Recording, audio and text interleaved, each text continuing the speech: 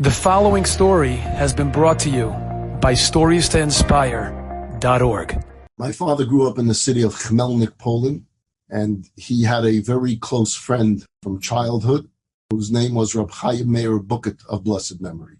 And Rabbi Bucket was the patriarch of a beautiful family. Many of his children and his grandchildren, perhaps now his great-grandchildren, now serve as Chabad emissaries all over the world. Rabbi Bucket was a Rebbe in yeshiva throughout the year, and for the summertime he would go to the Catskills in New York, where he would teach in a summer yeshiva program. In the summer of 1970, for whatever reason, the learning program in the Catskills was canceled.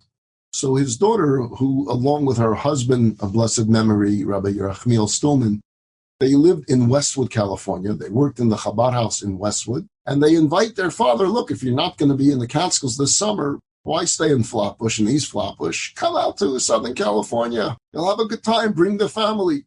So Rabbi Bucket was not so comfortable with this idea. Vacations was not something he did. He would teach all year. He would teach during the summer. But now there was really nothing for him to do during the summer. And his daughter was making an interesting invitation to visit them in Southern California, to bring the family, to bring all the children.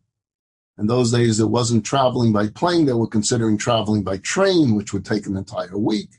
But the Stillmans were persistent, and Rabbi Bucket decided that he would write a letter to the Lubavitcher Rebbe and ask the Rebbe if he should accept them on this invitation. No yeshiva program this summer. My daughter wants us to go to California. I don't know. I'm not sure. Should I go? And the Rebbe responds, Kedai loy. It's a good idea. You should go. It's a worthwhile idea. You should go, and gave him a blessing on the trip. Okay, now the Rebbe is sending him. He's on a mission. So the entire Bucket clan boards a train on their way from East Flatbush, New York, to Los Angeles to spend time in Westwood, California. The first Shabbos that they're there, the Stillmans explain that they run a Friday night dinner at the Chabad house in Westwood for college students. And they're trying to explain to their white-bearded father that it may not be exactly like his shul in Brooklyn. It's a little bit different. The people look a little different than the Jews of East Flatbush that come to your shul, Ta. There's something here called a hippie. There's different types of dress. And Rabbi Bucket gets it, and he says, look, you don't have to worry about me. No problem. I appreciate the work that you're doing. You're bringing everybody in.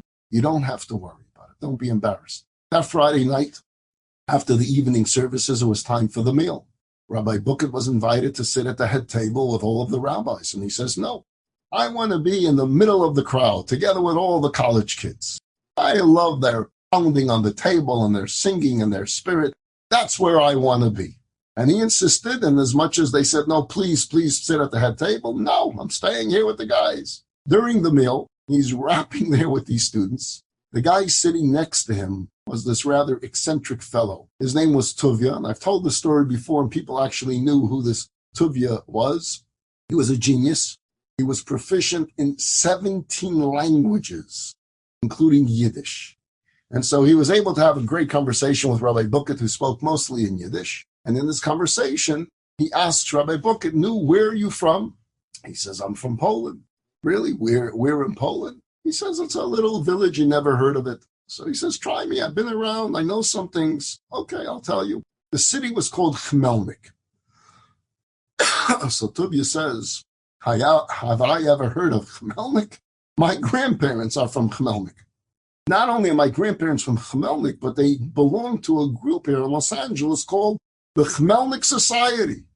Now understand 1970, pre-Google age, pre-computer internet age, survivors of the Holocaust, to do research on anything was not easy. You didn't have information at your fingertips. It was word of mouth. It was spreading of word of mouth.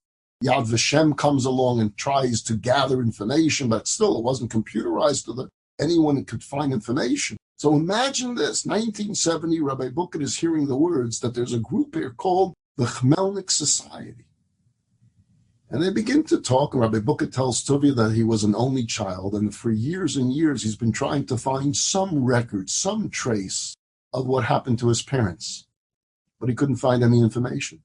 So if there's such a thing as the Chmelnik Society, maybe someone would know something. Maybe someone there knew my parents, knew my mother, knew my father.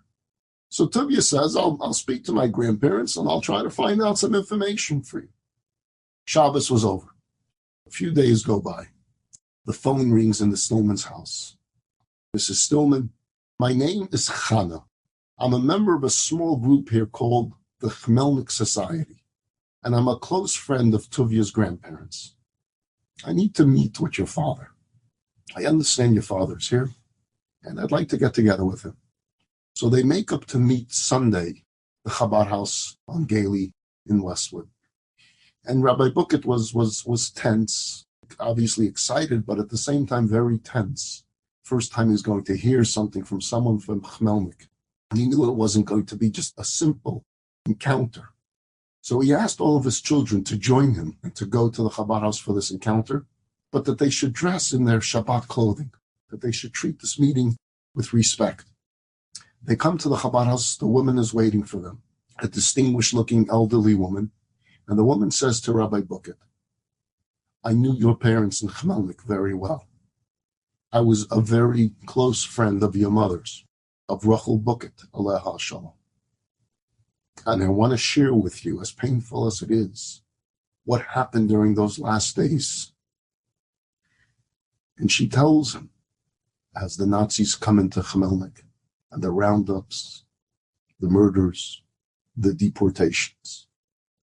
She says, your mother, my daughter, and I were in a boxcar together. We were being transported to the Treblinka death camp. We stayed close to each other throughout the whole journey. While we were traveling, I looked up and I saw that there was this little window on the top, this tiny opening on the top of the car. And I noticed that every so often the train would slow down. So at one point I told your mother that the next time the train slows down like that, we should hoist ourselves up to that window, try to squeeze through, jump out, and make a run for it. If we don't survive, we don't survive, but we're not going to survive this anyway.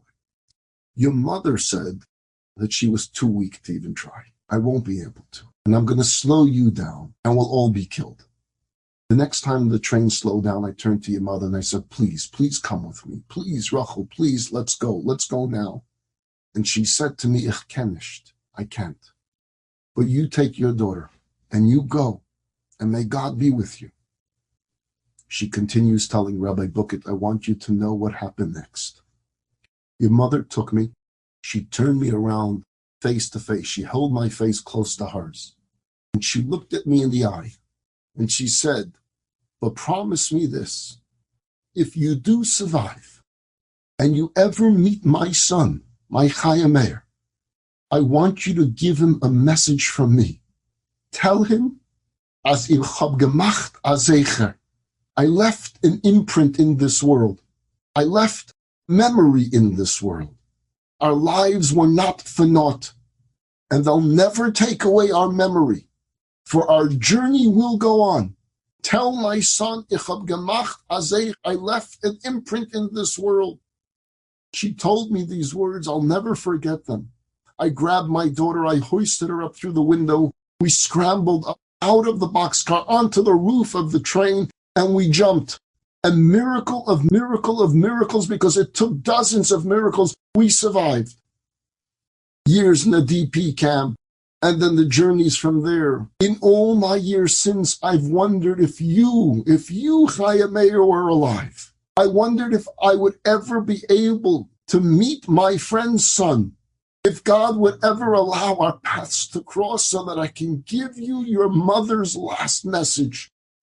And now I see you and your whole family, and she was so right. She left an imprint in this world. Her life was not for naught. Her journey was not for naught. Eila Maaseh B'nai Yisrael, these are the journeys of the children of Israel. We've had many journeys throughout our lives. Our parents and our grandparents and our great-grandparents, they send us messages and they're telling us, make a zeicher in this world, make an imprint in this world. At every stop of your journey, accomplish something. You see, they're depending on us to carry the legacy of their souls forward, to carry on their journey. We are that zeicher, we are their memory in this world. And through us, they live on. And through us, their destiny is realized, because every part of the journey is connected to the next. They are invested in our lives and the choices we make and in the actions that we take. and they're praying for us, and they're guiding us, and they're encouraging us, and they're pleading with us to focus on the journey, to take advantage of each day, of each opportunity to create an everlasting imprint in this world. Enjoyed this story? Come again. Bring a friend. StoriesToInspire.org